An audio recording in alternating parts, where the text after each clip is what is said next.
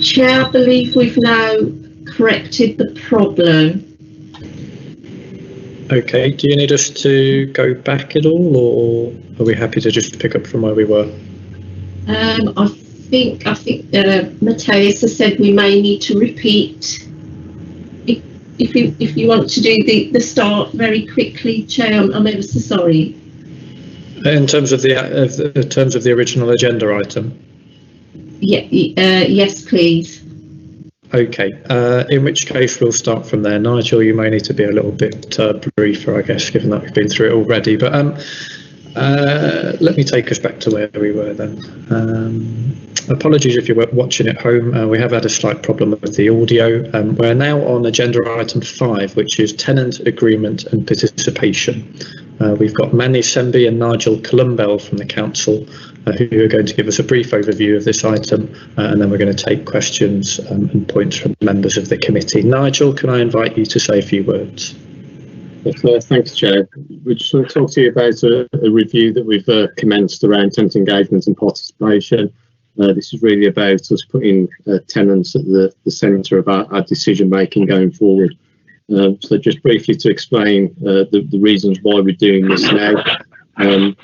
Principally driven by some political changes fallout from the Grenfell disaster a few years ago, which has driven some regulatory changes.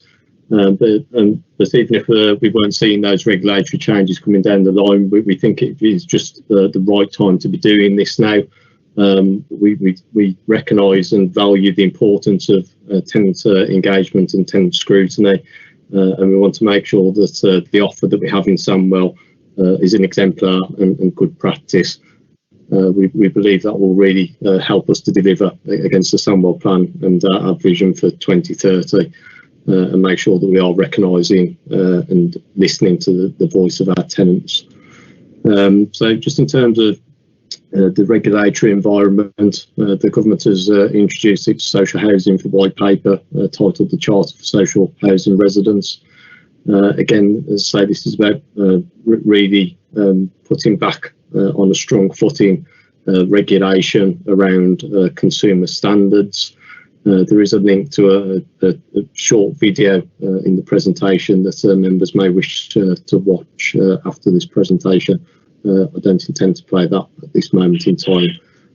What that video does set out, though, is that there's 7 key promises within that white paper. So that's about being safe. We started to address that by setting up a building safety board that is chaired by the Cabinet Member for Homes. But those first 6 boxes on that slide there are a nod to the new consumer regulations that are going to be legislated for which we need to ensure that we are in a good place to be able to respond to. The final box on there is a nod to the government's manifesto promises around supporting tenants into home ownership, and perhaps not one of huge concern to us, but the other matters around consumer regulation are ones that we want to ensure we're delivering well against.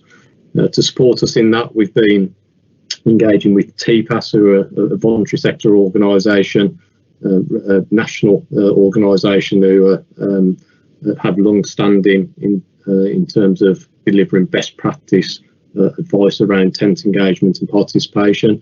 And they've reviewed their engagement model as a response to the white paper from the government.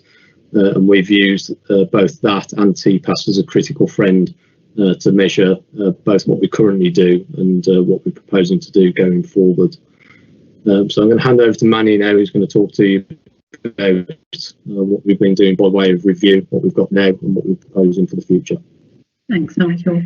Okay, so as you've just heard, the wider context really around the engagement and participation work. So what we've also been doing is then looking at what have we currently got in place. So we currently have a tenants complaints panel. So this is forms part of the council's wider complaints procedure, and there is an opportunity for tenants to be heard by a group of their peers. We also have the work that's being delivered by SCIPS. SCIPS is a voluntary organisation that's commissioned by the local authority, and they provide support to tenants and residents groups and tenants who are interested in forming community tenants and residents associations, and they provide that support and capacity building at that local level. Their current grant agreement is in place until the 31st of March 23. And the other format that we have in place is the tenant review panel, called the TRP. So the TRP acts as that scrutiny role in terms of scrutinising service improvements and elements of housing services. The group a member of that group sits on this scrutiny group, and that rep is John Cash, who is also present today. And the current TRP model is made up of 9 tenants and 1 leaseholder. However, there's currently 4 vacancies within that group. And also as well, there's an acknowledgement that that particular structure came about when Sandwell Homes was dissolved back in 2011. Again, in terms of good practice, we need to review that structure. So again, it's quite timely to do that at this current point. And also as well, that part of that revisiting and review of the TRP is also to look at representation, and also an opportunity to build broader capacity of tenants, as well as the opportunity to look at good practice, again, which Nigel spoke about earlier in terms of TPAS, so the work we've been doing with TPAS. So having looked at the current structures, in terms of the work that we've done to date, so what we've done over 12 months now is, so we've had conversations with Cabinet member. We came to this particular scrutiny February last year to talk about what we was about to do. So since then, what we've done is we've established a working group, and the working group consists of representations from tenants and residents associations, from SCIPS, and officers within the council from housing services, and as well as a member from the current tenant review panel as well. So the purpose of that group really is to help to co-design different models and a different approach in terms of what we could do going forward. So some initial consultations taken place, and that's been a mixture of officers, tenants and residents association, the tenant review panel, to just start to get a view of their view around what's currently in place and what they feel is current engagement like, and where there might be opportunities going forward. Part of that process, as we've already said, has been about engaging TPAS as that critical friend, and also in terms of transparency and getting another perspective coming from, like I say, in terms of a neutral place, if you like. So that engagement has been really productive. So we've kind of, in terms of the conversations we've had to date, we pulled that together and presented that information to the working group. along with TPAS did a presentation around good practice models out there and different ways of working that potentially we could look at adapting.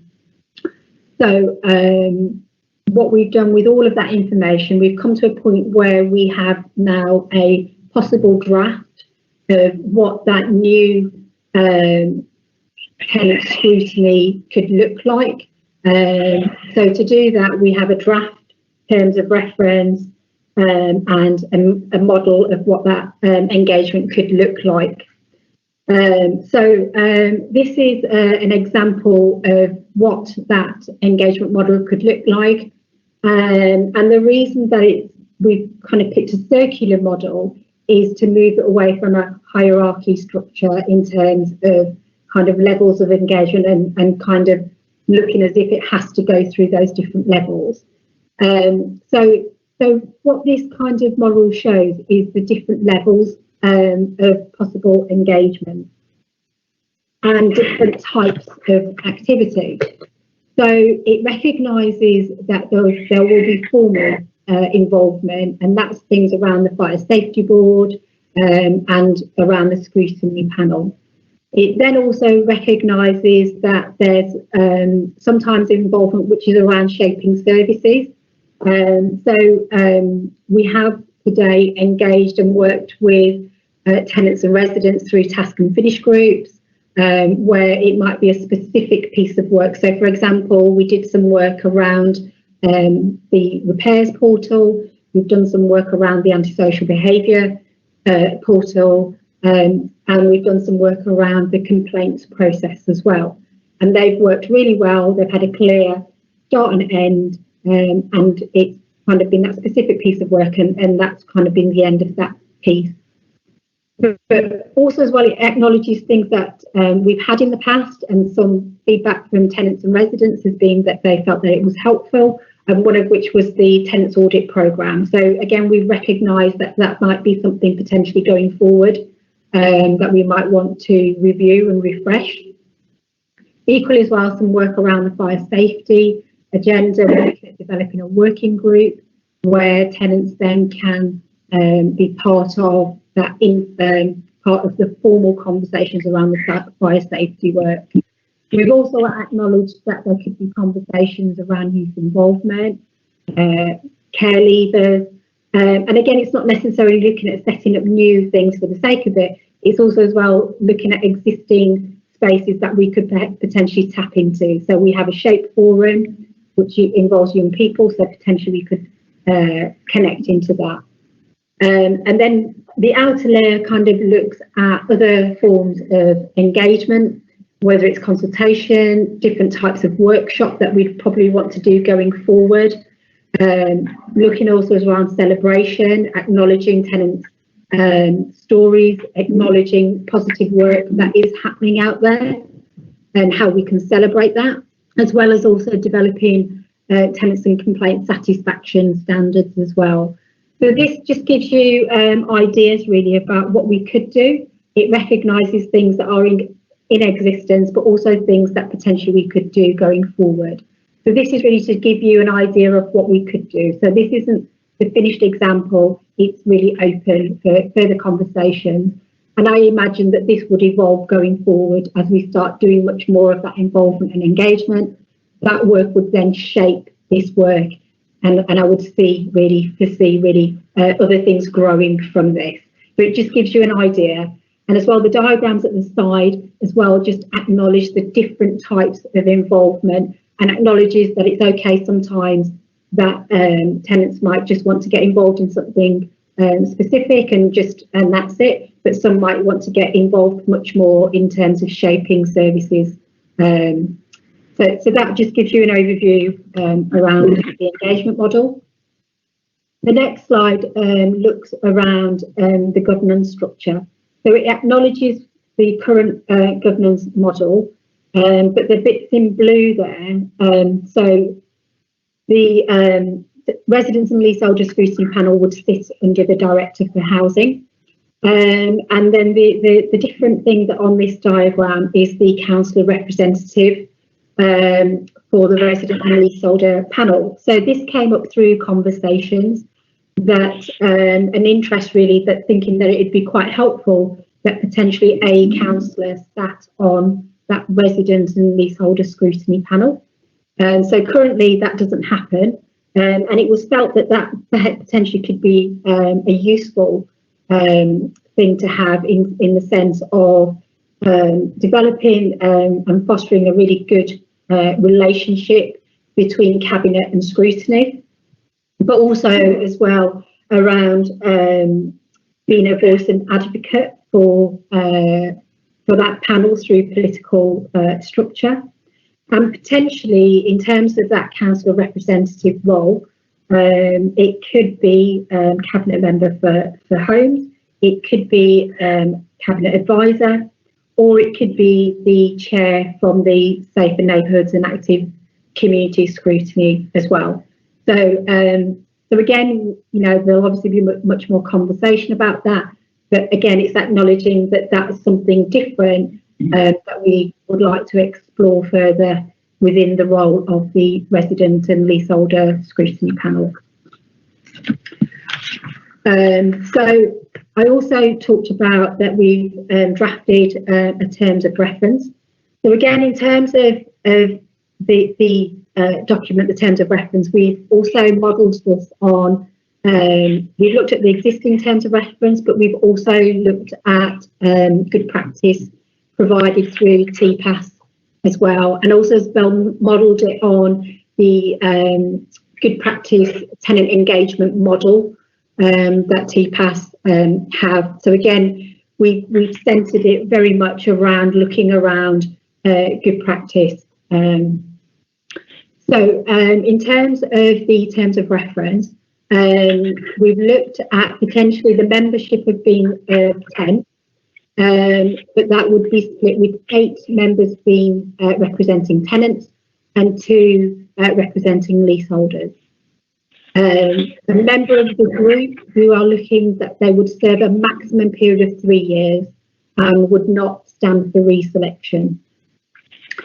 Also as well, and these are things really that will be going forward that we would discuss much further with an implementation group around the process for recruiting for the scrutiny group. So potentially some of the things that have come up through the conversations is to explore an expression of interest process, similar to a recruitment type of process. And part of that is about encouraging diversity of membership and a broader representation. And parallel really to all of this work, we would be looking at developing a learning and development programme which would support the members of this scrutiny group in terms of building their capacity, the skills, and supporting them really to be able to engage and develop the work plan and areas that they would like to scrutinise going forward. We anticipate that some of that work plan would incorporate some of the key areas going forward, such as fire safety, complaints and performance. But again, obviously that would be influenced and shaped by members of that group as part of their development. So that kind of just brings us, I guess, on to the last slide that Nigel wants to finish this one. Yes, thanks, Mandy. So I suppose there's 2 recommendations for this evening, Chair, which is the committee to consider what we're proposing and provide us with feedback, but more specifically to consider the recommendation for the dissolution of the tenants review panel and the implementation of the new proposed model.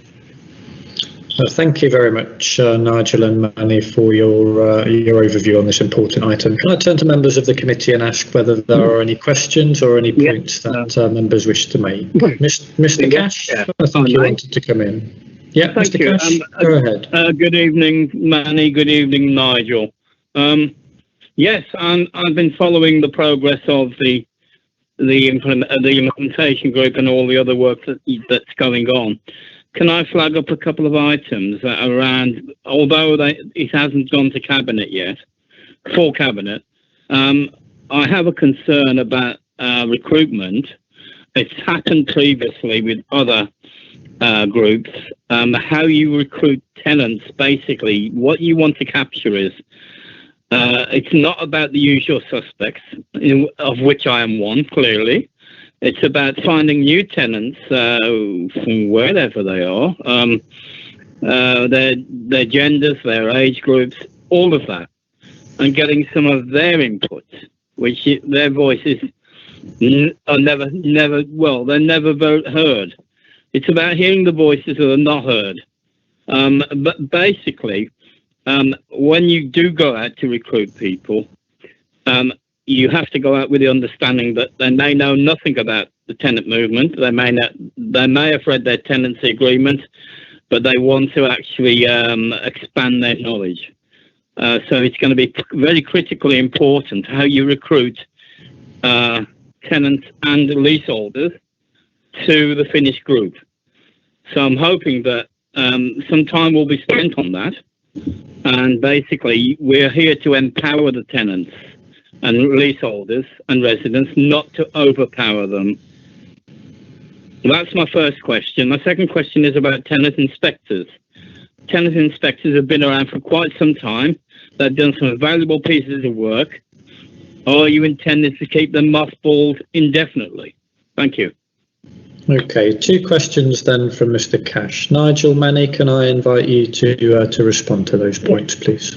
Yeah, so in terms of the recruitment, yes, John, absolutely, we want to increase representation, and we want to have a good, broad representation within the not only in terms of the scrutiny panel, but also the wider engagement work as well.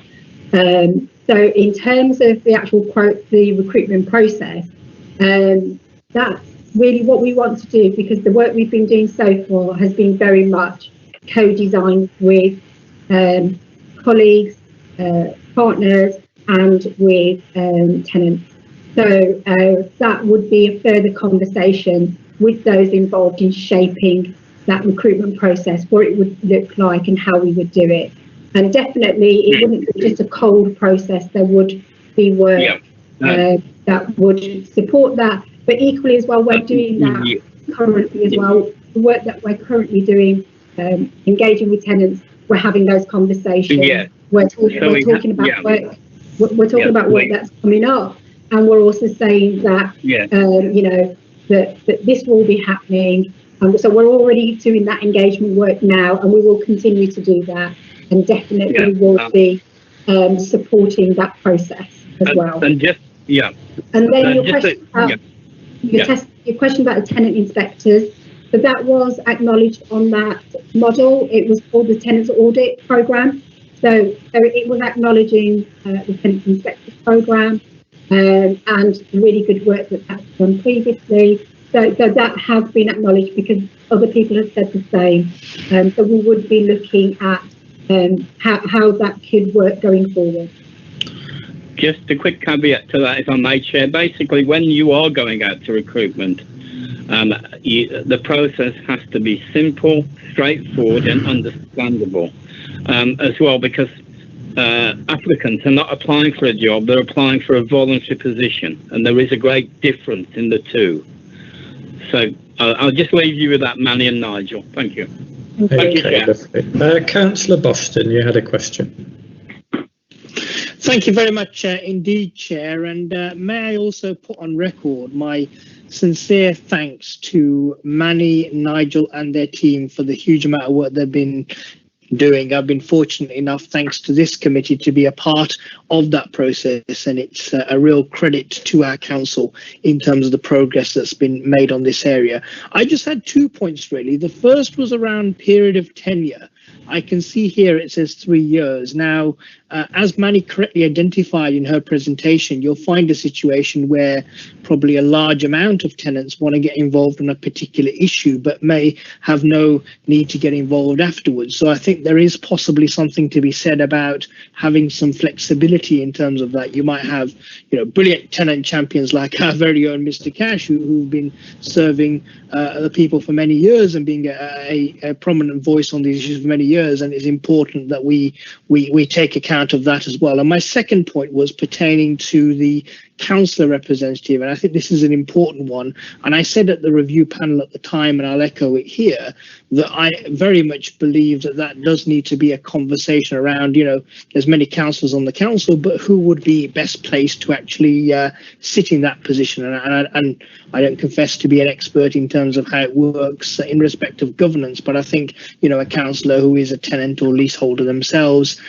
would play a really good role to bridge that gap, I suppose, between the political side of things and in terms of what's been picked up at the scrutiny panel stage that sits under the directorate. But again, Chair, just many thanks to Nigel and Manny for some superb work, and everyone else that's been involved with the panel, including Skips. Thank you, Chair. Some good observations as always, Councillor Boston. Nigel, Manny, I don't know if there's anything you wish to add or in terms of a response. Yeah, I'll just comment on the 3-year tenure. Because we're looking at there being a range of different things for tenants to get involved in.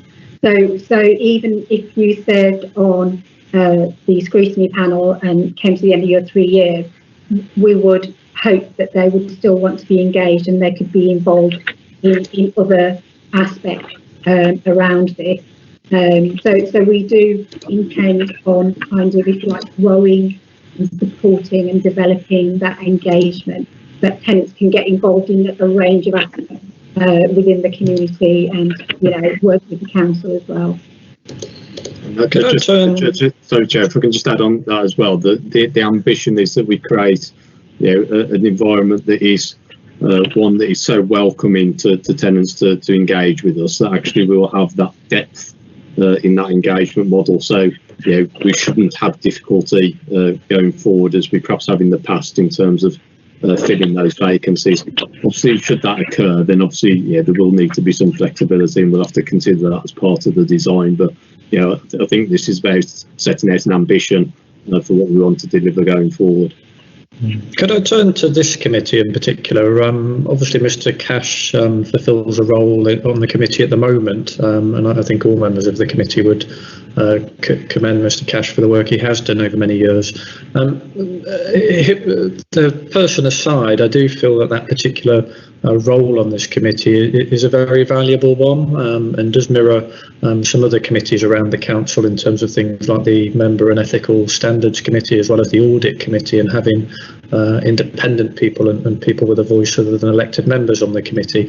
I was a little bit unclear for the paperwork whether we're proposing to retain that particular position on this committee. I'm wondering if you could just clarify that, please. Yeah, sorry, Councillor. Yeah, so we propose on keeping that representation from the scrutiny onto this scrutiny. The only addition is a councillor to also sit on the scrutiny. So that's slightly different. Yeah.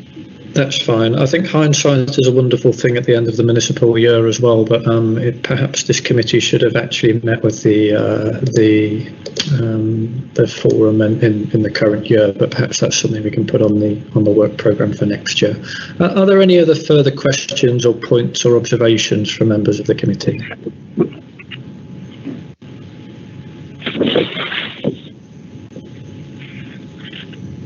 Okay, I don't think there is. In terms of recommendations, can I turn to the committee to ask if there are any specific recommendations that the board wish to make?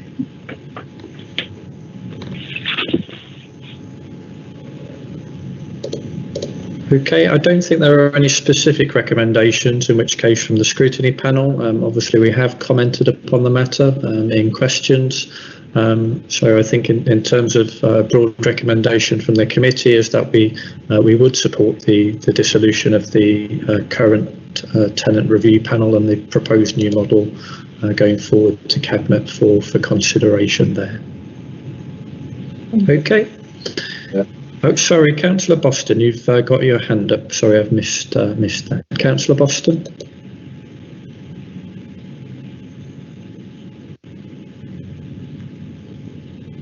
Councillor Boston, did you wish to come in?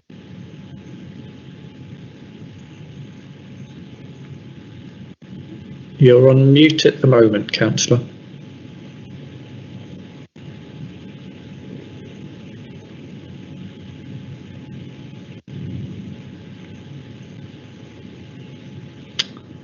We're having trouble hearing you, Councillor, if you are trying to speak.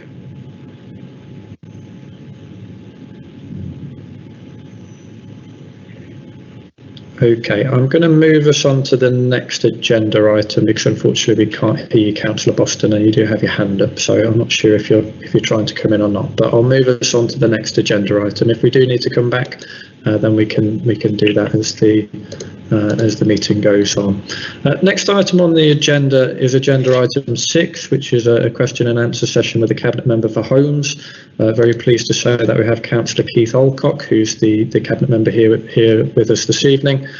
Councillor Alcock's going to give us a very brief overview of some of the work he's working on at the moment, and then there'll be an opportunity for members to ask any questions and make any comments that they wish. I will be confining comments and queries to the matters of which Councillor Alcock is responsible for and which the board covers.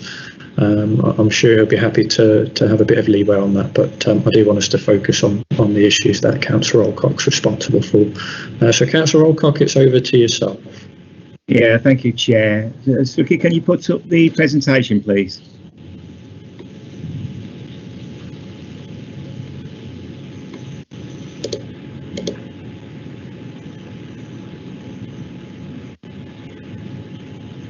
Okay, thank you, Suki. I'm Councillor Keith Alcock. I'm the Cabinet Member for Homes and have been since August 2020. Next slide, please.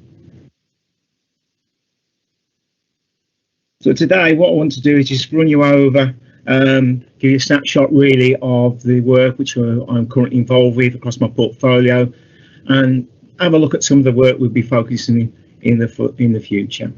Next slide, please.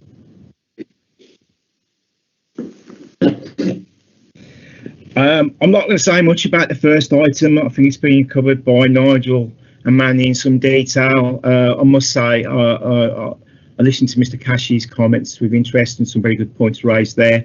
I do think it's important that we recognise that the white paper's coming in and we do need to change the way we engage. And I think any council would make sure that it was listening to their residents as the heart of everything which we do. We must ensure the tenants' voice is represented and is heard. So again, Mr. Cash, thank you for your comments. Digital transformation.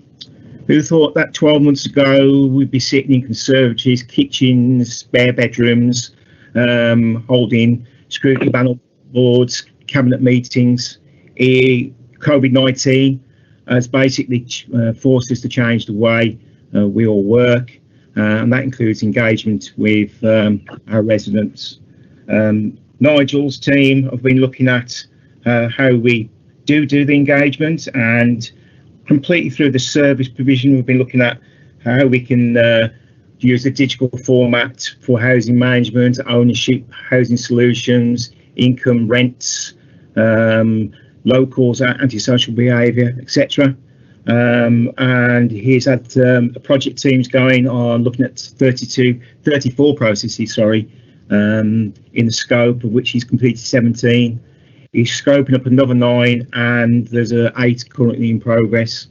All I can say is that COVID-19 really has caused us to change the way we look at engaging. It's probably something which was 3 or 4 years away, but now we're looking at something which is now obviously going to be done a lot quicker.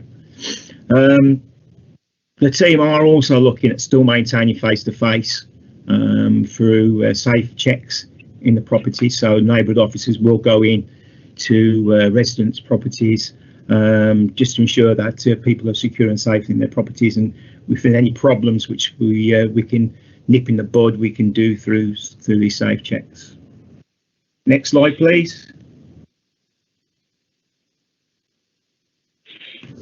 Preventing and reducing homelessness. This happened to be my first meeting I attended as a cabinet member through the West Midlands Combined Authority. We've actually, Samwell has done a really good job in the last 12 to 18 months. We very much now an exemplar of where we are, and we are taking the lead in the West Midlands, and also we're getting national notice for the work we're doing. Temporary accommodation numbers 18 months ago were 120, which at £50 a night on average for the accommodation was a considerable drain on our resources. Currently, we've got 40 in temporary accommodation, and we've reduced the number of days people spend in temporary accommodation from 53 to 39 days. There's also a programme called Housing First, which was a pilot which was put into the West Midlands. My first meeting, as I said, with the West Midlands Combined Authority highlighted that Sandwell was at risk of failing. Luckily, we've got Nigel's team on board, and especially Carl Robinson, who's a very enthusiastic supporter of homeless causes, had already recognised this, and we are now in a position where we have completely turned around a failing system by bringing the service in board, and we have now got 44 rough sleepers in secured accommodation for 6 months or longer, which is a really good success. We've also entered in looking at something called Secure and Sustain. Now, this is engagement with the private sector, where fundamentally we're offering securities for private renters to actually take on board homeless people in a programme where we will provide certain assurances, i.e. insurances, legal fees in case of we do need to have people come out of the accommodation, be evicted for various reasons like antisocial behaviour, etc. We will do free electrical checks, and we will also do free gas safe checks to make sure that the accommodation we give is in a good condition, and also we're in a position where we can support the actual leaseholder to actually get these people into the accommodation. We're also doing some work with the Children's Trust, and this is around, I think it's St Albans. Nigel, is that correct? Well, no, not St Albans. There's some work with St Basil's. St Basil's, yeah, St Basil's, sorry. Yeah, St Basil's, yeah. Where we're looking down on the accommodation next to the Sandwell General Hospital. Next slide, please. Oh, sorry, before I go on, I mentioned my famous video, Change into Action. This is another thing we've launched in cooperation with the West Midlands Combined Authority. Basically, when you see somebody on the streets, which we all have done, there's a natural urge for those of you who've got a conscience to actually give either food or money towards them, because we've got a social conscience. The real problem there is that we're actually enabling their lifestyle, which could be that they could be being exploited, modern slavery. They could be professional beggars who are then living in poor accommodation, really without their freedom. And we've also heard of all the violence and sexual exploitation certain people can be exposed to whilst living on the street.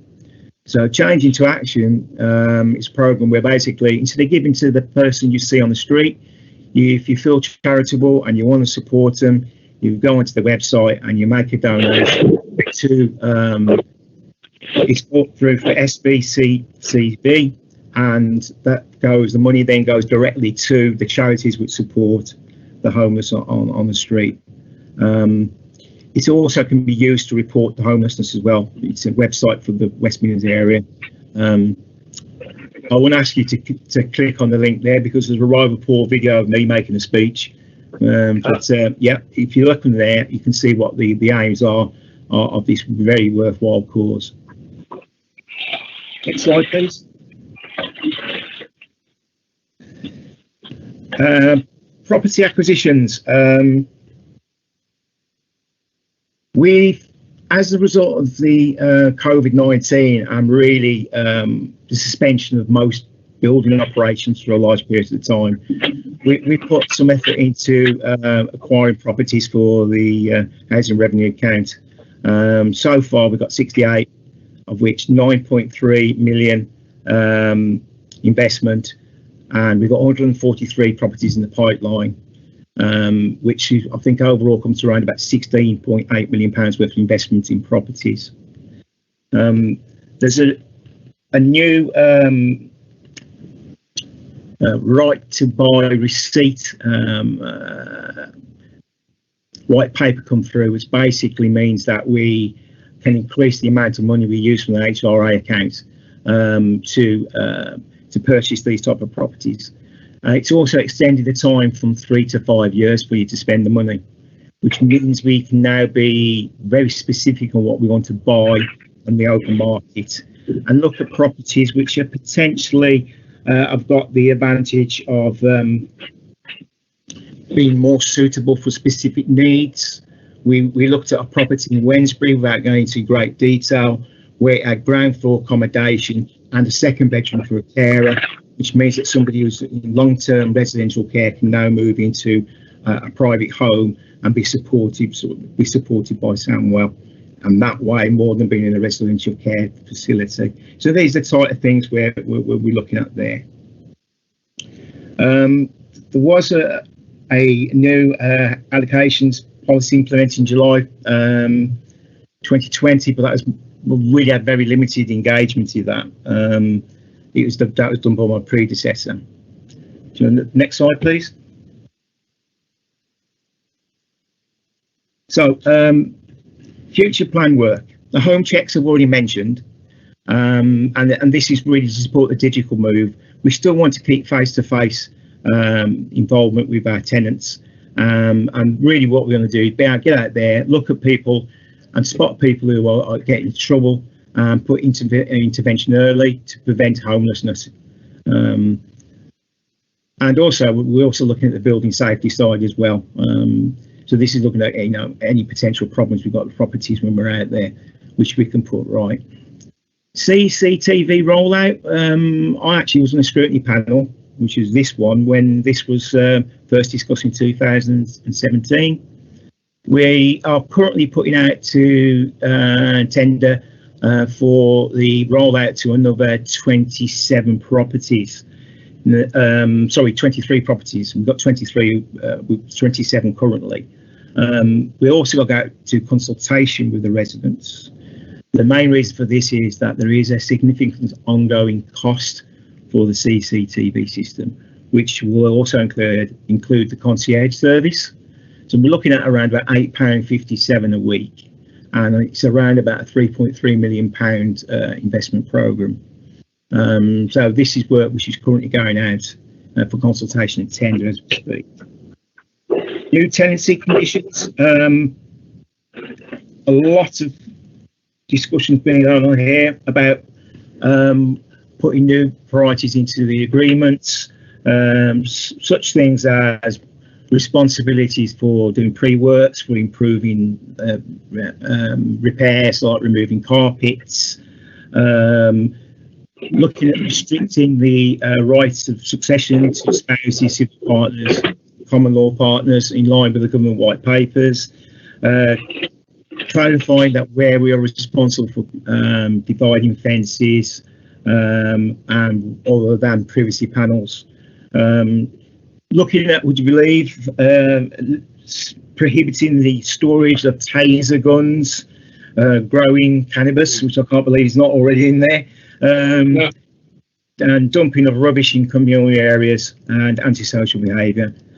However, given the current circumstances, this is all being held, has not been considered being appropriate to put it into position at the moment as a result of the pandemic. So this is something we need to roll out over the next year. Age designations is some other area of work we want to do. 62%, I think, of our flats wouldn't be available to those of under 25 due to the current age designations, and the previous cabinet member commissioned to work in February to start looking at this. So that work is currently something we're going to look at, and we're going to continue looking at the redesigning the services which we can provide in the post-COVID world. Next slide, please. Asset management work. We currently have got an annual gas servicing rate of 99.5%. The void let times have reduced from 32 to 29 from the start of the pandemic, so that's a good news. 132,000 repairs have been done since March 2020, which is only about 25,000 below the figure we would do in a normal year. And we have basically done all urgent repairs, and it's only the non-urgents which we put on hold. We've currently got a recovery plan to bring those forward, and we're hoping to be fully back up to speed with all repairs, including non-urgent, by the end of April, early May. The average time to complaints, respond to complaints is 6 days. Our target is 10, so we still maintained a very good service during the pandemic. And we've got a reasonably, well, I would say excellent satisfaction survey, 99.4%. I think that's remarkable given the circumstances. In fact, at this point, I'd like to put a big shout out to all frontline services and the neighbourhood teams and affairs teams. We've had a number of cases where we've had people going into known COVID houses to undertake urgent repairs or urgent consultations where people have got into trouble with various issues relating to their housing tenure. So I think a big shout out there and a big thank you to the team for that. The Building Safety Board, as I think if you put in my preamble, my background is construction health and safety, and I'm also a mechanical engineer. I'm also a West Midlands Fire Brigade approved fire risk assessor, so this really is my bag. I've got to say, from the reports I've had back from the Safety Board, the reassurance work we're doing to ensure our structural integrity and our fire safety is absolutely excellent, especially through the implementation of the Hackett review and the work which Nigel mentioned earlier, which was like tenant engagement. I'm very keen to move that forward, that any of the projects we're moving forward on in terms of refurbishment, that we include the actual residents on part of that process as we look at speccing up the properties for refurbishment. So thank you. Can we move on to the next slide, please? We have carried on doing external improvements. 500 properties were completed. We've just recently placed a contract for near on 27,000 new past 24 composite doors, which will replace all the wooden doors which we've got on our properties over the next 2 years. That will offer residents not only improved aesthetics, improved thermal efficiency, but more importantly, secure design. Past 24 has been proven to reduce the incidence of theft and vandalisation by up to 75% in the areas where these have been fitted to in mass to properties. Okay, so that's all pretty standard stuff which we've been carrying on doing over this period of time. Next slide, please. Right, asset management in terms of improving high-rise properties. We are currently working on Alfred Gunn, which has got two parts of it. One, we are improving the existing stock, and we're also adding to the site to put, I think it's 16 additional houses onto the site. We're also looking at cyclic maintenance next at Darley House in Albury and Hallen House in the Newton Ward, which I happen to have the honour to represent as well. As we're doing this, we are looking at sprinkler systems, and we are putting sprinkler systems into the properties. And we're also doing some work at St Mary's House in West Bromwich Central. Here we're going to be taking the cladding off, but this is nothing to do with fire at all. It's that we've got a leak and it's underneath the cladding, so we're going to take the cladding off, and at the same time while we're doing that, we're going to do fire improvements in terms of fitting a sprinkler system into the properties. So we continue to do improvements throughout the external areas and internal refurbishments. We're also looking at low flats improvements as well. Surprisingly, from the Safety Board, in terms of the materials and structures of the building, these also represent a significant risk in terms of fire safety, and we're looking at how we're going to renovate these in the future. One of the things which we are also looking at the moment is something which is been very popular on the media, which is leaseholders. We've got around about 13,000 leaseholders in our flatted accommodation, mostly in the low rise and not in the high rise. I think we've only got a dozen or so in the high rise. But when we do the improvements, how do we charge the leaseholders? Because they're obviously going to benefit from an improved property and also from an improved safety. So it makes their property more commercially attractive from a sale point of view, from both rents and also from sale. But we could be incurring costs as a council in the region of anything from £10,000 to £45,000, depending on the property which we refurbishment. The high rise tend to be in the £40,000 to £50,000 per property to actually improve. So that we are commissioning workshops to look at how we're going to do this and hopefully develop a policy which we'll probably bring to scrutiny for you to have a look at in the near future. One thing which is not on there is also the environmental work, and again the team are looking at various options for looking at like community heating systems, heat pumps, solar panels, thermal insulation, the negative heating house, the hot house. So we're all looking at these kind of how we can improve the properties from green carbon neutral with an aim of getting to zero carbon. Okay, next slide please.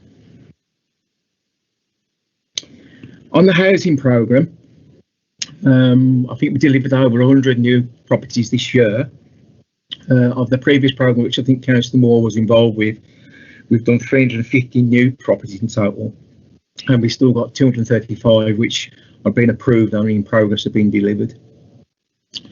We have put a programme together to look at doing at least 600 units in the next 4 to 5 years.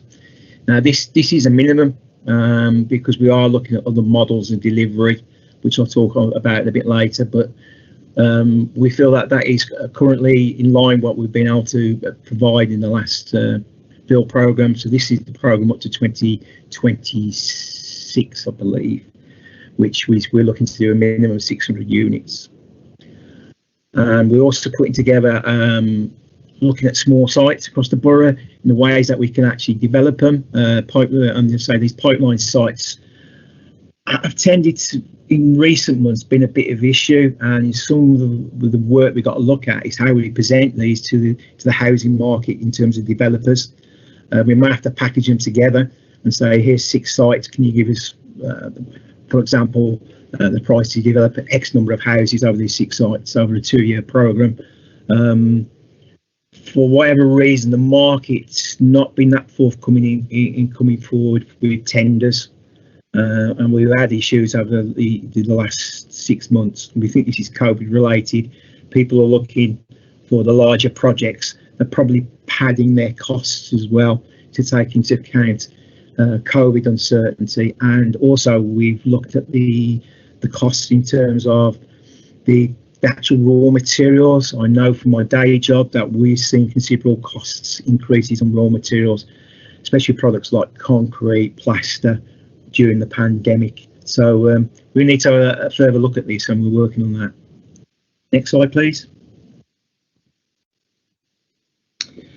Housing developments.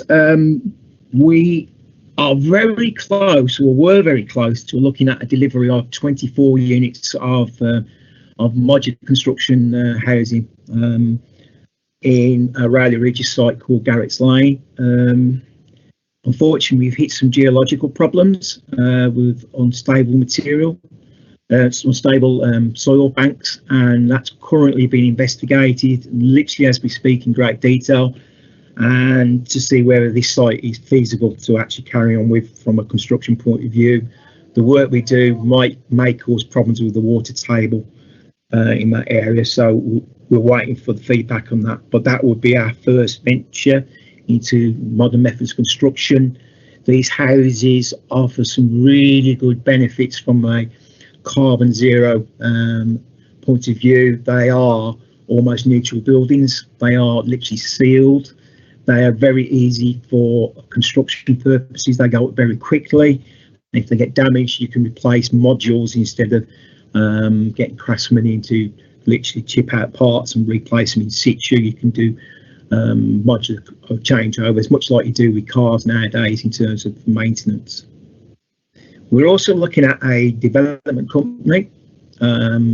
This would potentially allow us, and this has come from the Bird report with Lord Bird. He's a crossbencher, and he's done. I went to one of the first training sessions I went to was on the importance of councils looking to have their own development companies.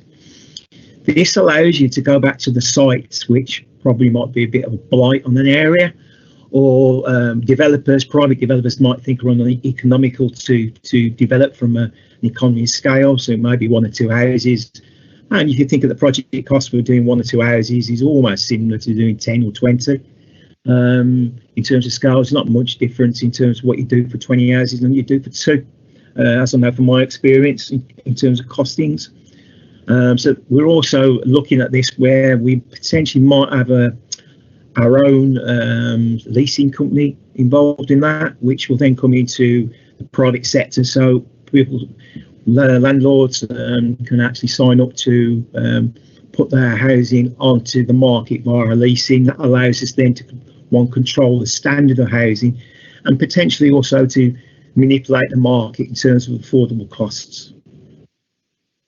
We're also looking at the major builds, which are the 3 are Brandon Hall Golf Club, Friar Park and West Bromwich, to negotiate options to buy off plan direct from developers. So that's going to be something in the next 3 to 4 years we'll be able to do. And we're also bidding for Homes England affordable housing grants for 200 houses for the period 21-26, as I think we previously mentioned earlier. That would be to be part of the 600 houses which we alluded to earlier on. Next slide, please. Private sector housing is probably the area which I've had least involvement with, mainly because there's been a moratorium on evictions by the government. So we have been looking at the usual inspections in terms of tiraging for repairs and as we've seen on TV, not in our case in our social housing, but housing which has been a poor standard.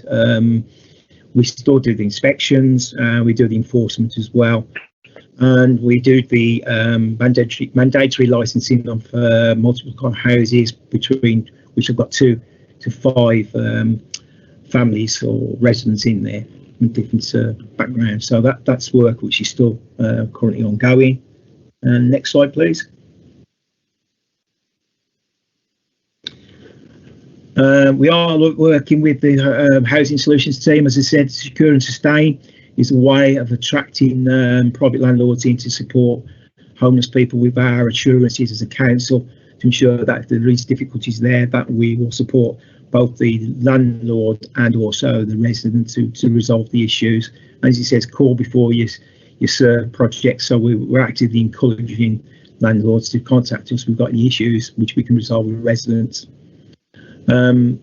We carry on future inspections of the houses, as I previously mentioned, and something which we've had to stop is the selective additional licensing program. This is like a voluntary, if you want to call it, kite mark for houses, which was going to be originally in West Bromwich, was going to be the pilot.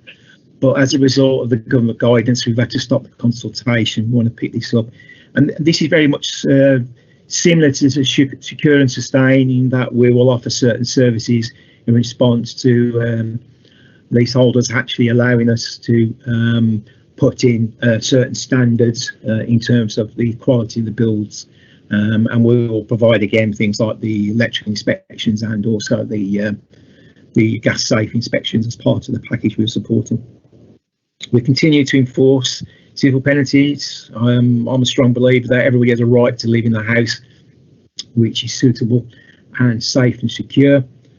And we're also looking at new initiatives to tackle empty properties. I actually posed a question to the team a few months back to find out actually how many properties we got on online at the moment in Sandwell. And I think the figures have just come back only this week, and I think we're at 1358. What we want to do is work ways how we can get those back into the market. Now, as of today, the council tax for these properties has gone up. So if it's been empty for two or more years, it'd be 200% council tax. If it's empty for 5 years or more, it'd be 300% council tax. And if it's empty for more than 10 years, it would be 400% council tax. We're also looking at other ways we can perhaps tackle this. We through our right to buy receipts, we're actively contacting owners to see whether we can bring them back in to the housing stock and buy them off them if they in a position where they either can't or are willing to develop them. Then we can bring them back into stock. And we're also looking at the potential which came about of a housing government workshop I went to, which possibly looking at ways of providing grant funding.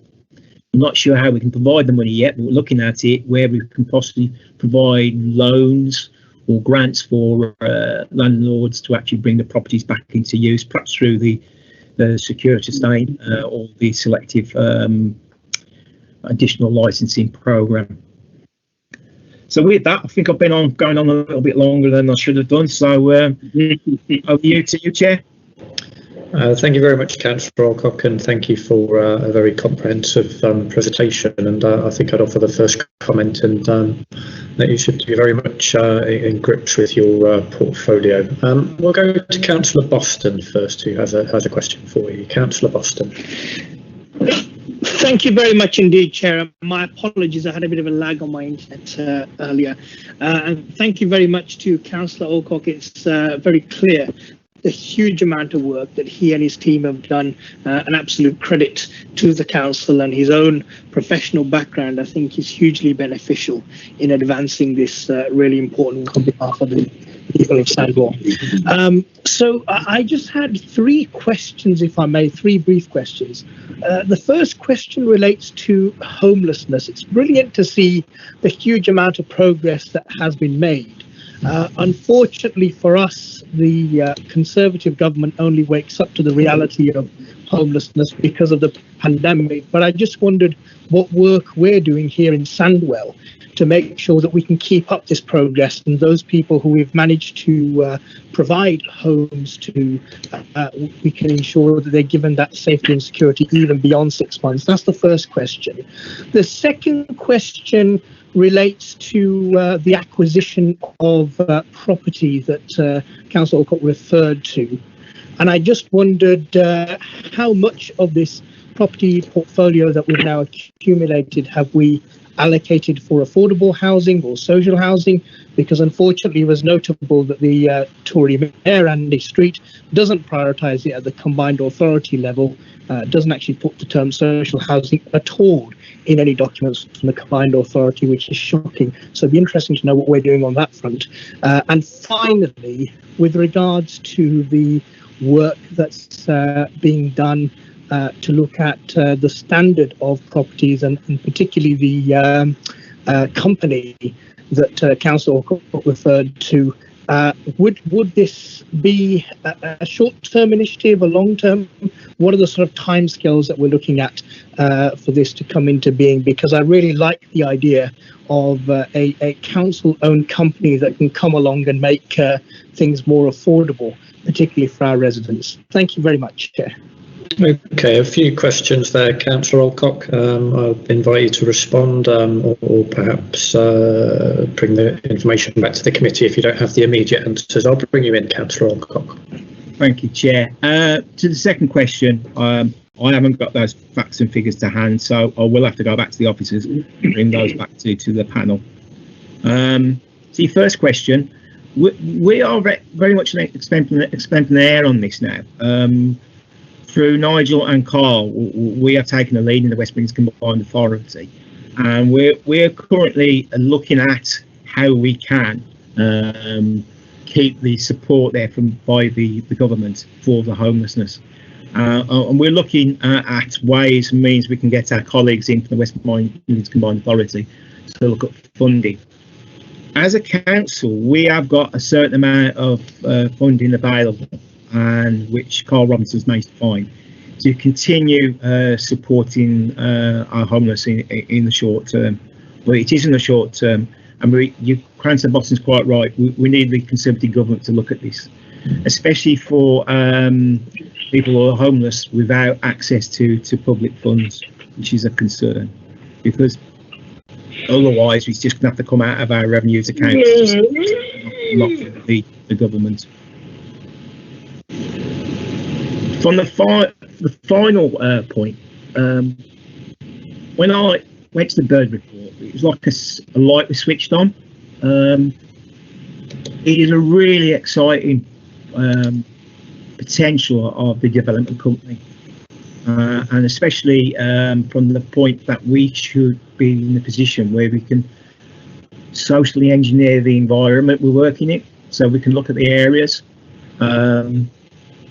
and also we can control the market to a degree, especially in the private rented sector, because we can actually force the prices down to be more affordable, while actually, especially for our own renting, leaseholding property service, potentially we're looking at as well. Currently, it's been scoped up, and we're in advanced consultation with Savills. We're looking at putting the programme together. So hopefully we will bring in something back to Cabinet, I believe, in either late summer, early autumn on this project. Does that answer your questions, Councillor Boston? Through you, Chair. Thank you. I'm very grateful to Councillor Alcock for that response. But if I may, just a tiny follow-up, which I forgot to mention. I do apologise. Yeah, go ahead, Councillor Boston. Tax increase. Thank you, Chair. Regarding the council tax increases for empty properties, now I appreciate everybody's circumstance is different, but even including property owners and landlords, but there is something, for me personally, particularly morally repugnant at the fact that there are people living out on the streets, our people in our communities, and there's properties are empty. So are there any plans, or are we able to even look at increasing those council tax increases for empty properties if what we're doing at the moment isn't working, or isn't working as effectively as we would like? Thank you, Chair. Councillor Alcock. Yeah, thank you, Chair. Yes, that's something we'll have to have a look at. I appreciate the comments. The other thing I find completely really strange from the point of view of empty properties, if I was a leaseholder, I'd let it go and get it run down, because it then becomes our responsibility if it presents a risk to other properties, especially which are actually in our stock profile. We have to repair it to a state in which it makes it resellable or reusable.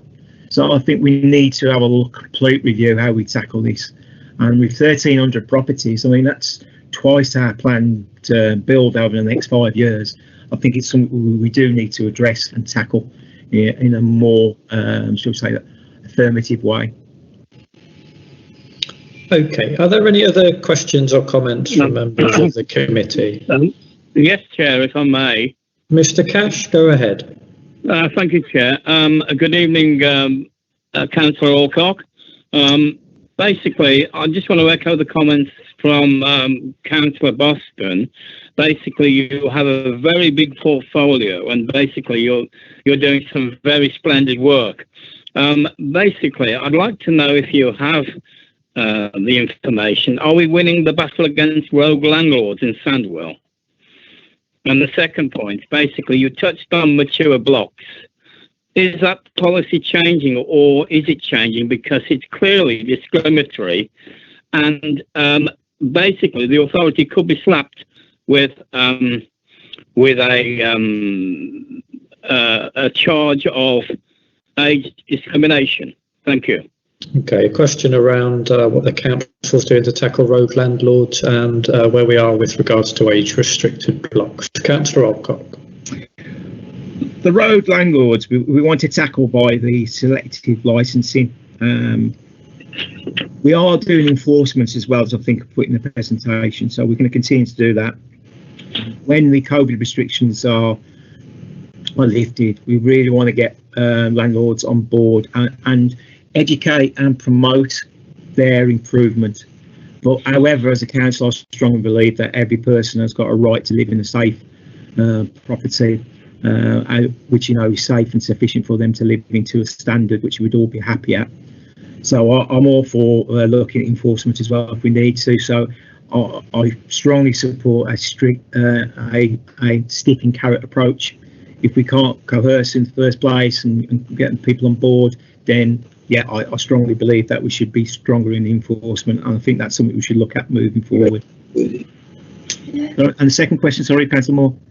Second question was around age-restricted blocks, in terms of what the council was doing around that, and where we are in policy terms on that. That is a policy review which is going to take place, and again, I think it's something we'll probably bring back to this board.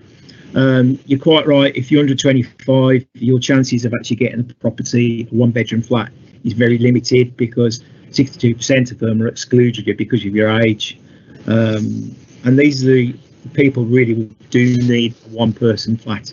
So yes, I totally agree with Mr. Cash's comments. I think it's something we will be reviewing, and we need to bring back with a new policy.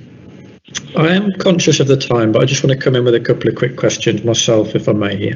First of all, around council house building, I think it's really commendable, Councillor Alcock, that you've come tonight and again set out a vision around wanting to do something in this portfolio, and the fact that you are looking to build 600 new council houses is admirable. I suppose my slight disappointment, if I like, and it's not with you, but is the current programme that we're on is actually a programme that was started by myself, I think, around 5.5 years ago, really. And I guess my challenge is, what can we do to quicken up the pace of council house building? Because, as I said, it's very admirable that we're looking towards a new programme, but I just think there's perhaps more we can do in terms of pace of the current programme to actually get those houses built for tenants.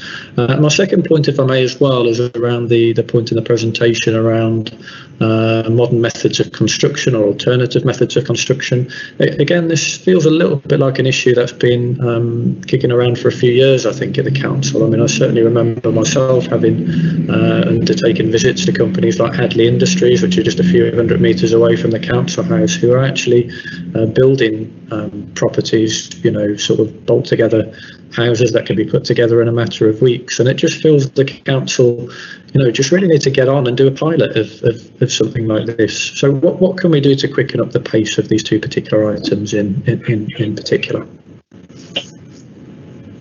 Okay, thank you, Councillor Moore. The building programme we've had, we have encountered problems with developers where the original plan has perhaps been halved in terms of what we've been able to deliver in the last 5 years, but at the same time we found additional sites where we can actually substitute. So the plan for 600 is what was really built, and we're not going to be far away from delivering that. I truly believe that we do need to accelerate the building of affordable housing. Advanced manufacturing techniques give us the ability to perhaps deliver that a little bit faster as well, as you point out. They have been around for a number of years.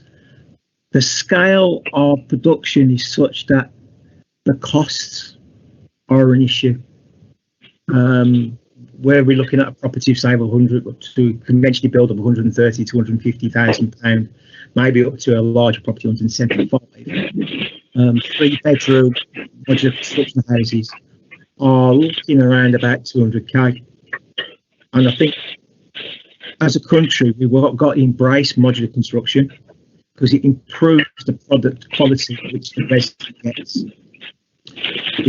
From a council point of view, from the start of a project to actually getting revenue coming in is decreased, because you're quite right, the build time in some cases, like a hot house, can be available in 72 hours, And normal builds, you're talking about 6 to 7 months essentially before you get occupancy. But I think as a West Midlands Combined Authority area, as a country, we really need to start embracing modular construction. There seems to be a little bit of resistance of being the first to put the foot into the market because of the costs, but they will become with the scale of the economy. At the moment, my personal view is that the costs need to come down because they're loaded into the developer, the actual builder, in their interest, because they're, if you like, snagging costs are reduced. And the reason why it's been pushed is not only from the point of view of delivery speed and quality, but also it's their costs they're trying to control. One of the presentations I went to on a development in London, where they was using modular construction, said it's decreased their quality snagging cost by 8 million. Now that's not necessarily going into the pocket of the council or the residents, it's going into the pocket of the developers and the manufacturers by using modular construction or part modular construction. So yeah, I think we do need to move it forward. In terms of pilot housing, we are actually having discussions with the developer, with the company you mentioned. The Hadley Construction very much is a steel frame structure, which use poor cast concrete floors and make-up panels. And we're potentially looking at a pilot building to go up somewhere on our estate somewhere, which we can use the development project, because we've got a lot of lessons which we've got to learn about modular construction. We as a council got to learn how to maintain and develop them. We've also got to make sure it's a product we've got now which is going to meet the carbon emissions targets of the future, so we're not purchasing now something which in 20 years time we'll have to lock down and redevelop. It's difficult to actually hit the targets. And also we residents themselves have to learn how to use these properties and how to get the best out of them, because you can't just go around knocking holes into the wall to hang up the picture, because you break the seals, you can destroy the actual infrastructure by doing things this way. So it's a project which is, I think, has got a lot of potential, because in the construction industry I work in, we already do modular constructions, and I can see the benefit of it. I think it's something much, and I totally agree with you. I would like to see a development pilot site come on stream very, very soon. Thank you very much for Councillor Alcock. That's very reassuring, and to know that this issue is a particular priority for you. Can I ask, are there any final questions for Councillor Alcock before we move on? No, I don't think there is. In which case, can I thank you very much, Councillor Alcock, for coming and giving such a thorough presentation, but also being very open to responding to questions and doing that largely on your own, in fact, without support of a director or officers in that respect. So I really do appreciate your thorough presentation, and also your openness and honesty in responding to questions from members of the board. Thank you very much, and we hope to perhaps see you in the next municipal year for an update on the work that you're doing. Yeah, thank you, Councillor Moore, for your comments. Thank you. Okay, our final item of this evening is agenda item 7, which is the Samwell Aquatic Centre project update. Before I invite Chris Jones, who's the lead officer for this particular item, I would make members aware that if we do move into discussing matters concerning finance on this particular item, that I will have to move the matter to private session. What I would like to do, though, is to keep as much of the debate in public as possible. So if members do have questions that they wish to raise in relation to finance, I'd ask that we deal with those at the end, and then we'll move into a private session accordingly. Chris Jones, can I invite you to speak, please? Thank you, Councillor Moore. If it's okay, the best way to talk through the progress on the project is just to, one, share some drone footage of the site, and two, then just some images of the actual internal work. So if I can just share my screen, if that's okay.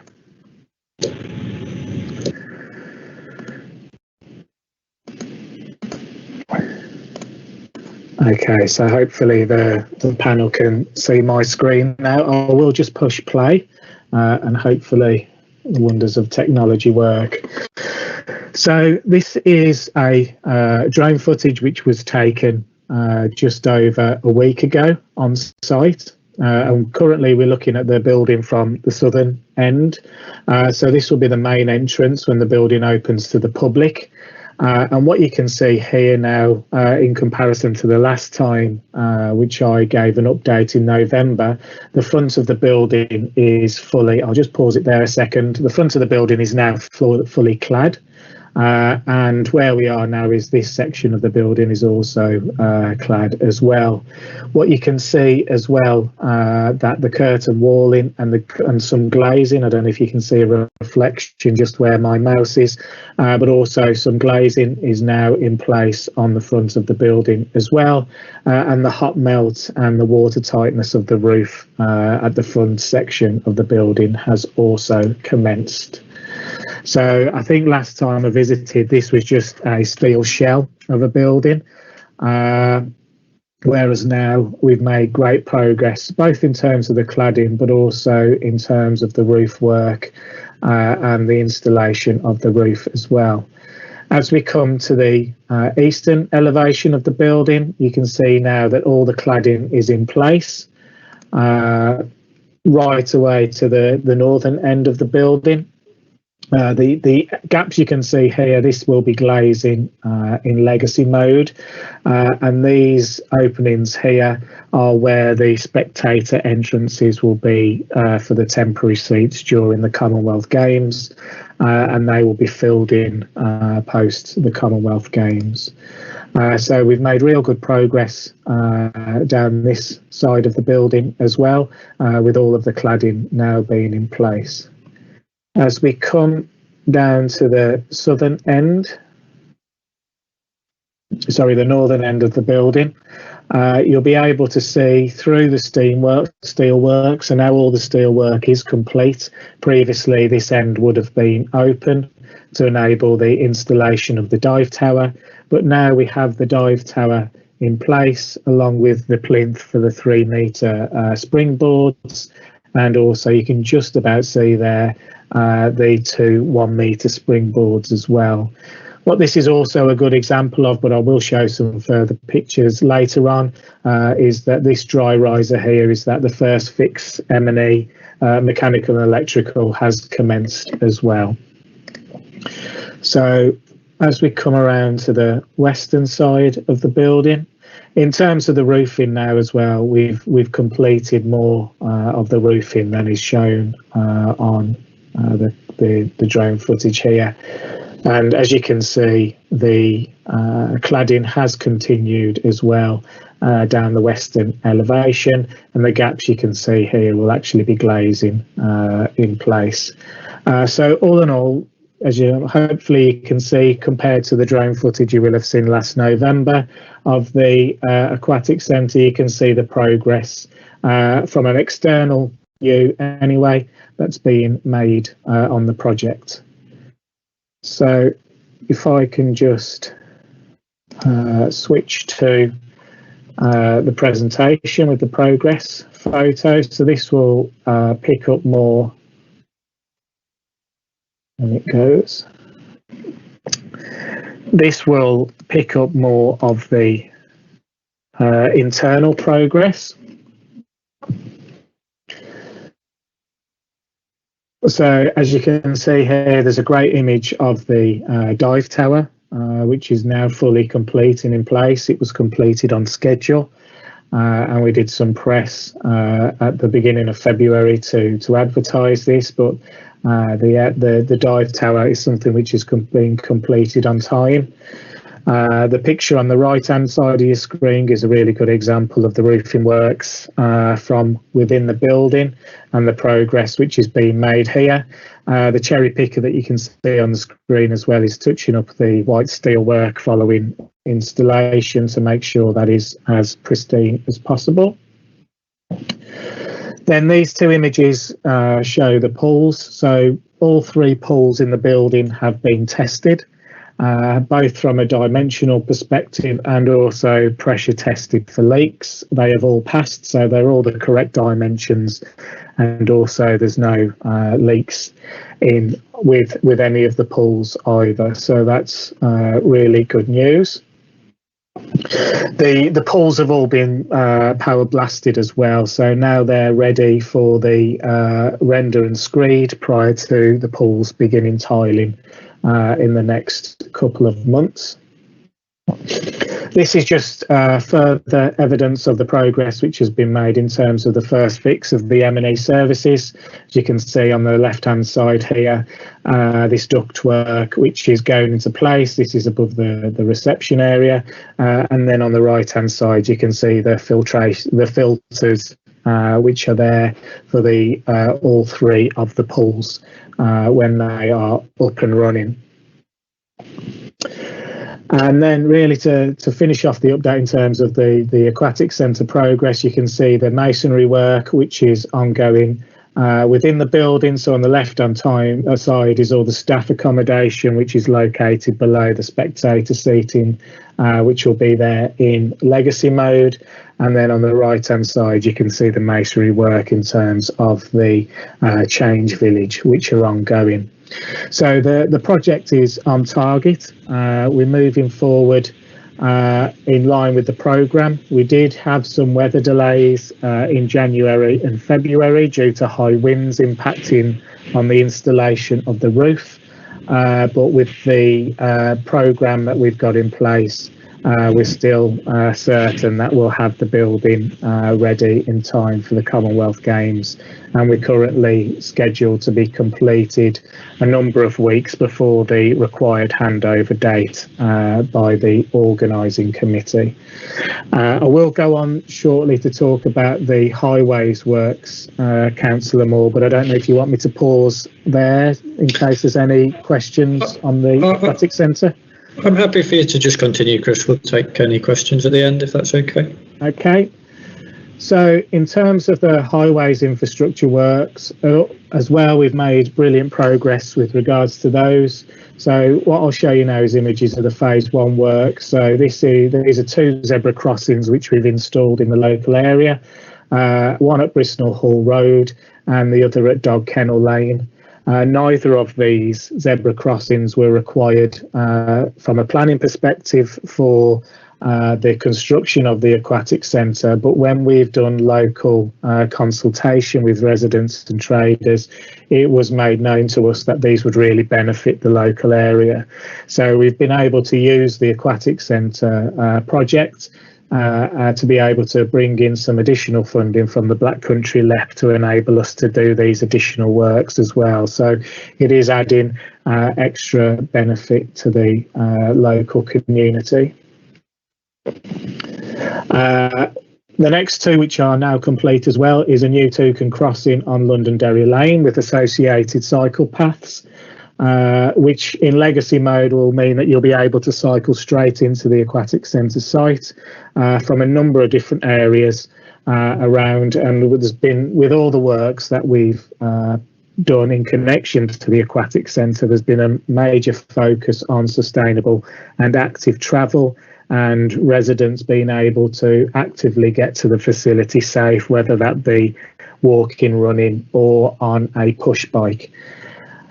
You can see that example as well on the right hand side of the screen with the Manor Road Londonderry Lane traffic signals. This was previously a traffic island, but we've now put signals in. There is a pedestrian crossing on each of the junctions, and there's also advanced stop zones for cyclists as well.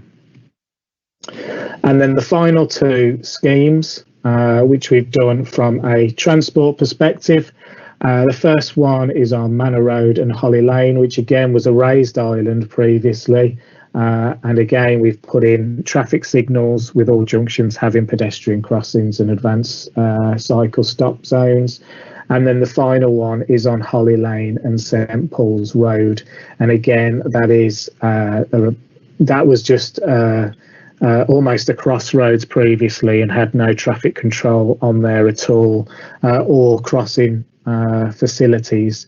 So this again is also additional safety measures for people wishing to actively travel in the area. And whilst this is a look ahead at the future works that we're doing, what you can see from the map on the left-hand side, in terms of not just for the Commonwealth Games, but also the future use of the building, we now have two very safe routes from both Galton Bridge and Smethwick Rolfe Street train stations. So we have two very safe walking routes which take you straight up to the aquatic centre. So again, we've had one eye on the legacy use of the building at all times to make sure that anything that we're putting in place for the Commonwealth Games also has a real impact long term for Sandwell residents. And certainly we believe the highway works which we've done to date will have this. Looking forward, there are two further schemes which will complete. One will be completed before the Commonwealth Games. The other one will be completed after the Commonwealth Games have been in Sandwell. The first one is around improvements to what is locally known as the Queen's Head Island. And there's a big focus here, whilst maintaining traffic flow, also improving, as you can see, the blue represents cycle lanes. But again, also having a real heavy focus on active travel, making the areas safer for pedestrians and cyclists as well. So that's a further work coming up. As I say, that will be completed prior to the Commonwealth Games. And then the final element of work, which understandably will be complete after the Commonwealth Games, is a Londonderry Lane road safety zone, when we will be installing the Tiger crossing, which you can see here, and another pedestrian crossing over to the aquatic centre. So in terms of a quick update on the progress to date, Councillor Moore, that's what I have to present to you today, and happy to take any questions. Thank you very much, Chris. And first of all, well done on a good job to date. Some excellent work in terms of where we are. Obviously, the facility isn't complete yet, but I think it's worth acknowledging that. One of the things I would like to do is ensure we do have a further update on this in the next municipal year. Although in terms of going forward, obviously the chair of the committee will be chosen and decided at the council's AGM, but I think we'll move that as a recommendation in terms of a further report. I think particularly in terms of a scheme of this value and this significant investment, and in terms of the facility, I think it would be prudent for the board to continue to have some further updates on the project. I suppose my question to you, Chris, is probably around the wider games, actually, and in terms of some of the more kind of well-publicised delays on the Birmingham side, really, and where we are overall in terms of that, and Sandwell feeding into the wider organising committee. Could you perhaps just offer a wider view on where we are with the Commonwealth Games and making sure the event goes ahead still on time? I appreciate we're just one part of the jigsaw. Yeah, so certainly. From a Sandwell perspective, we're fully on target to be able to hand over the building to the organising committee when they require it. My understanding is that the other main capital projects are as well. So from my perspective, as it stands at the moment, the Commonwealth Games are all good to go in 2022. At the venues which have been advertised. I think all capital projects in association with the Games have faced unprecedented circumstances with COVID-19. We also faced the wettest winter in 100 years at the end of 2019 and the beginning of 2020. So I think, both from a Sandwell Council perspective and also a Birmingham City Council perspective, to have the stadium and the aquatic centre on track for the Games is a good achievement for both local authorities. I think I've posed the question as well, certainly at perhaps the meeting prior to your last update, is a little bit of an update around legacy in terms of the facility. Also, I understand the facility itself will provide a legacy, but are you able to comment a little bit more about the council's legacy plans. I mean, I understand, for example, well, we don't at the moment have a diving club in Sandwell, for example. Are you able to comment a little bit more on sort of more of the detail of the legacy outside of the facility itself? Yes, certainly, Councillor Moore. So we've made an awful lot of progress in terms of developing legacy outcomes for the Commonwealth Games, being in Sandwell and, you know, on Sandwell's doorstep as well. We really want to make the most of this opportunity. So what we have done is we've drafted we've got a draft set of outcomes, which is a local authority we want to achieve from the Commonwealth Games, which cover not just physical activity, wellbeing, sport, but also regeneration, volunteering, community cohesion, a vast array of different outcomes which we want to achieve. We're currently in a position where we have written out to external partners, asking for them to join a working group on those legacy ambitions and outcomes, so we can include people from the wider community in the development of those, with a view to finalising them this summer around the 1 year to go mark, and then launching Sandwell's own legacy plan going forward. So picking up on the diving matter which you mentioned there specifically as well, we've been working now for over 12 months with Swim England to start making developments around diving to ensure that there is a long sustained legacy of diving in the West Midlands. Swim England have appointed a diving development officer for the West Midlands area, and we're in a position now where we're just finalising a draft diving strategy for the West Midlands, which again we'll be going out to consult with partners on, to make sure that is supported, you know, not just by Sandwell Council, but also by the other authorities which make up the West Midlands as well, and also by Sport England, DCMS and the OC. So that's specific on diving. We're really keen, you know, without the Commonwealth Games, we would not have diving in the West Midlands. So what we want to ensure is that diving becomes a real massive sport in the area, and that the Sandwell Aquatic Centre is right at the heart of that. Okay, can I ask whether there are any other questions or comments from members of the board? I know Councillor Boston's had to leave to go to another meeting, but can I ask whether there are any other questions from members? Councillor Alcock, if you have any questions you wish to ask as well, please feel free. Thank you, Councillor Moore. I'd just like to say a really good project, which is going to be a jewel in the crown for Sandwell, and it's nice to see a construction project on time and it's going to be delivered, as you say, in the appropriate manner. So I really enjoyed the presentation, Chris. Thank you, Councillor. Councillor Bauer, did you have a question? No, I think you just had your microphone on. In which case, thank you, Chris. I don't propose to move to private session in terms of to delve further into the finances. I think we had quite a good conversation and overview of that at the last meeting. So I don't think we need to go into that again this evening. But perhaps we will venture into that territory a little bit further at the next update. As I said, in terms of recommendations, I think we'll just have a further report back. What we are now, April, probably around August or September time, I think, in terms of providing a further update to the board. But then sure, the Democratic Services arrange that in the new municipal year with the chair.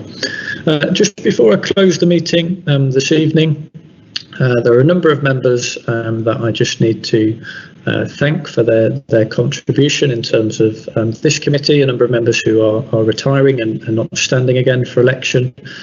First of all, Councillor Pam Hughes, who, as many people will know, has been quite unwell in the last 12 months, but unfortunately she's retiring from the council and won't be standing again. Pam has been a councillor for many years on the council, and would like to pay tribute to her service. Secondly, my own ward colleague, Councillor Paul Sanders, councillor for Hateley Heath. Paul again has been a councillor on the authority for 12 years now, but unfortunately has suffered ill health in the last 12 months as well, and is retiring from the council. Paul at various points has held a number of positions throughout the council, including chair of scrutiny and various panels and boards, as well as being the chair of the planning committee. And again, I'd like to put on record our thanks, not just his contribution to the panel, but to the wider council over the period of time he's been a councillor. Thirdly, Councillor John Edwards, who unfortunately wasn't able to attend this evening, is also retiring from the council after 40 years of service. He's been a very long and dedicated servant, not just to the council, but also on external bodies like the Fire Authority, which he chaired for many years. And again, John has made an enormous contribution to this particular panel, not just in the current municipal year, but in years prior to that. So again, I'd just like to put on record our thanks to Councillor John Edwards. And last but not least, Councillor Babu Bauer, who's with us this evening. Councillor Bauer, again, has been a very long-serving councillor on Sandwell Council. He's served his ward and his residents with distinction over many years, and I know he'll be very sadly missed, not just by his colleagues in the ward that he represents, but also by colleagues on the council and also officers as well. I'll perhaps invite you to say a few words, if you like, Councillor Bauer, before we close the meeting. Yes, thank you very much for your kind word. I am very pleased to serve under your chairmanship. As you mentioned, nearly 30 years I served in the council, but due to doctor advice, ill health, so I have to go. Thank you very much. Yeah, thank you very much. Thank you very much, Councillor Bauer, and enjoy your retirement, although I'm sure you'll still be very active in the local community. With that, this is the final meeting of the current municipal year. I would like to place on record my thanks to all members of the committee who've contributed throughout the year, and also the contributions from officers who've attended and given various reports and answered questions. And also principally the two directors of the council. I understand they're both no longer with us, but Alison Knight and Alan Caddick, who've also done a lot to support the panel in the current year. With that, I'm going to close the meeting, and thank you all very much for attending, and see you all again soon.